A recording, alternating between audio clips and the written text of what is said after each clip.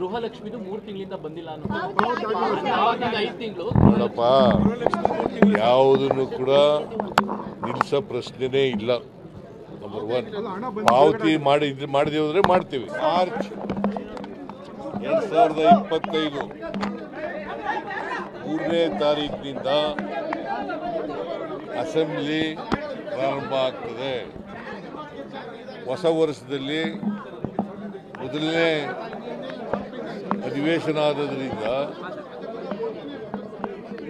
3ನೇ ತಾರೀಕು ರಾಜ್ಯಪಾಲರ ಭಾಷಣ ಮಂಡಿಸ್ತಾರೆ. ಅವರು ರಾಜ್ಯಪಾಲರ ಭಾಷಣ ಮಂಡಿಸ್ತಾರೆ. ಅದರ ಮೇಲೆ ಚರ್ಚೆ ಮಂಗಳವಾರ, ಬುಧವಾರ, ಗುರುವಾರ ನಡೀತದೆ.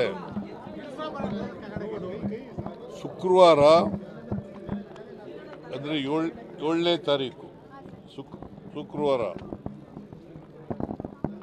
25-26ನೇ ಸಾಲಿನ ಆಯವ್ಯಯವನ್ನು ಮಂಡಿಸ್ತೇನೆ.